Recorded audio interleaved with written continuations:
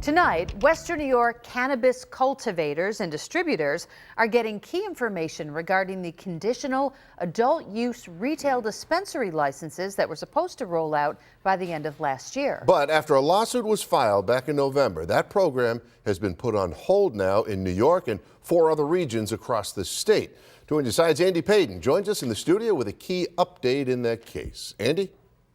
Scott and Mary Alice, tonight the frustration continues for Western New Yorkers in the cannabis industry. We're going to have to keep waiting until the first adult retail cannabis dispensary is open in the region. Earlier today, a judge dismissed a motion to allow the distribution of licenses in the area, leaving those in the region's cannabis industry in limbo. 2 years ago, Tom Zulis saw a world of opportunity as a cultivator in New York's emerging cannabis industry.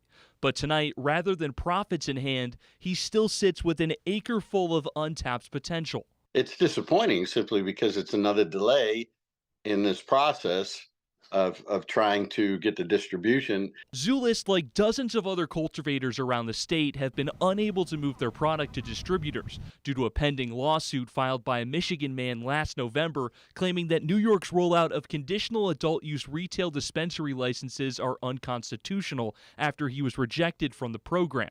He claims it violates the nation's Dormant Commerce Clause. Pretty ironic that courts are even applying the Dormant Commerce Clause, which is intended to actually protect and foster and encourage interstate commerce.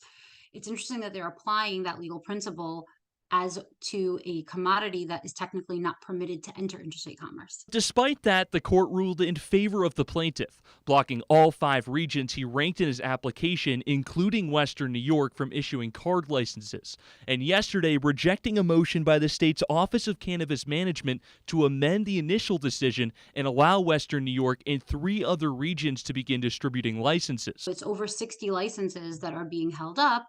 And so all the cultivators who have been working really hard all year long, are going to have a little bit more trouble getting their product, on shelves. Leaving Zulis and the other Western New York growers with the only option of waiting until Western New York catches up. I look at it that it's like a speed bump. It's a big speed bump. It's multiple speed bumps because the appeal didn't work. The lawsuit came, the appeal didn't work. But it's not like we're not moving. It's just I thought we'd have a lot more speed at this point.